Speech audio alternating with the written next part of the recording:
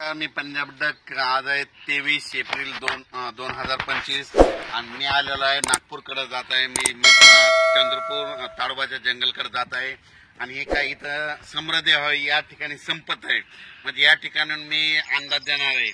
आणि या नागपूरकडे आहे म्हणून सुरुवातीला सर्वात सांगतो की नागपूर भागातल्या सर्व शेतकऱ्याला सांगू इच्छितो की तुमच्याकडे म्हणजे 30 एप्रिल 1, 2, 3 मेच्या दरम्यान चांगला पाऊस पडणार आहे, गारपीट होणार आहे, म्हणून तुम्ही तुमच्या पिकाची काळजी घ्या। कारण की 30 एप्रिल 1, 2 मे 1, 2, 3च्या दरम्यान तुमच्या नागपूर भागामध्ये पूर्व विदर्भामध्ये चांगला गारपिटीसह वादळीसह पाऊस पडणार आहे, म्हणून तुम्ही हा अंदाज लक्षात घ्या। आणि योगायोगाने मी तुमच्या भागामध्ये ताडोबा जंगलाकडे जात आहे, म्हणजे ताडोबाला जात आहे, ताडोबा जंगल चंद्रपूर तिकडे एक प्रोग्राम आहे, तिकडे जात आहे आणि या ठिकाणी महाराष्ट्रातल्या सर्व शेतकऱ्याला अंदाज देत आहे।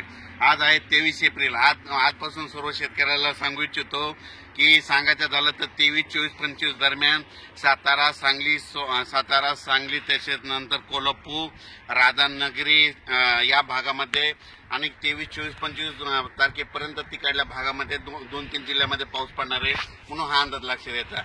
त्याच्यानंतर कर्नाटकमध्ये पाऊस पडणार आहे, तेलंगणाला पडणार आहे। त्याच्यामुळे काय होणार आहे, जे कर्नाटकच्या सीमालगतचे जे भाग आहेत म्हणजे उमरगा झालं, नांदेड झालं, त्याच्यानंतर धर्माबाद झालं, त्याच्यानंतर धाराशिव, जत, मंगसुळी या भागामध्ये पावसाचं सत्र ह्या 5-6 दिवस चालूच राहणार आहे, म्हणून हे अंदाज लक्षात यायचा। त्याच्यानंतर राज्यातल्या सर्व शेतकऱ्याला सांगू इच्छितो ज्यांचा कांदा असेल, ज्यांच्या वीटभट्ट्या असतील, ज्यांचा गहू असेल, तुम्ही काय करा 30 तारखेपर्यंत तयारी ठेवा। कारण की राज्यामध्ये 1 मे पासून राज्यात वातावरण खराब होणार आहे, म्हणून हा अंदाज लक्षात यायचा। सांगायचं झालं तर मधल्या याच्यामध्ये उत्तर महाराष्ट्रात देखील 1 मे 1, 2, 3च्या दरम्यान एक पावसाची शक्यता आहे, म्हणून उत्तर महाराष्ट्रातल्या शेतकऱ्यांना अंदाज लक्षात यायचा। त्याच्यानंतर पश्चिम महाराष्ट्रातल्या शेतकऱ्यांनी 1, 2, 3च्या दरम्यान पावसाची शक्यता असल्यामुळे त्यांनी हे देखील आताच पूर्वकल्पना म्हणून अंदाज लक्षात द्यायचा।